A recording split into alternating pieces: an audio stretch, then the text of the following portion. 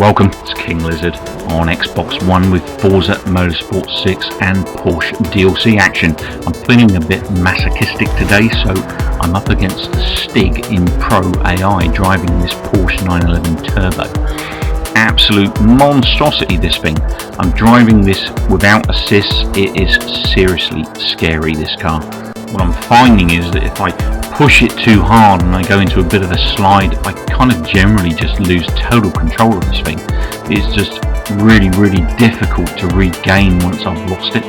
I'm not having that problem with many of the other Porsches that I've played, but as you can see there, I nearly lost the back end again, and I'm having to keep the Stig at bay in Pro AI, and he's not an easy man to keep off your tail.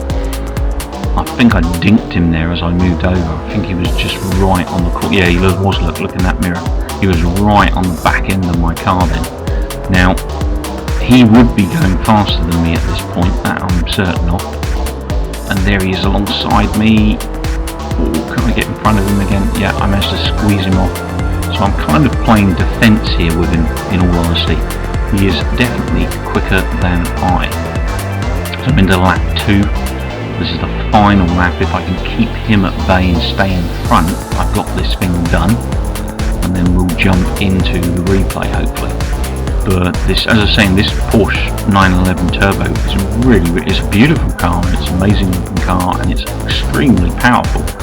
But without the assists on, with the exception of ABS, which I do have on, and I'm manual gearing but without a clutch, everything else is off. And oh, that was close. Everything else is off, and it's seriously scary to drive this. I actually found it really, no, not in front of me, really tough. Managed to box him off again. Keeping this on track and remaining competitive with the Stig, it is a nightmare. This is like easily my 7th attempt now, so I'm hoping I can bag this time round. I've managed to keep him out of the way. The real key is to get over to the right side as the race starts, as you see me doing here, and get on his inside. Once you're on his inside, you should get the leading line through the rest of the track, and as long as you can stay in front of him, you can win the race. But in all honesty, at Pro AI, you're not going to do that in automatic. The only way you're going to get this done is by having assists off like I did, and by doing that you'll actually have more speed in general.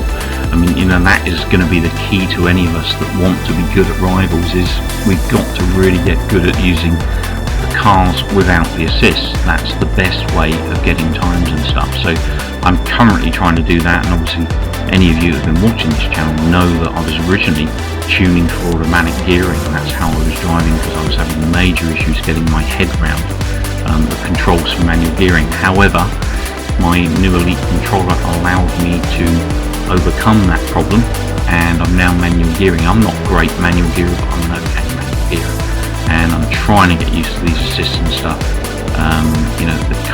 Some of the cars are just a nightmare to handle, and really tough. But if you persevere with it, you will get better.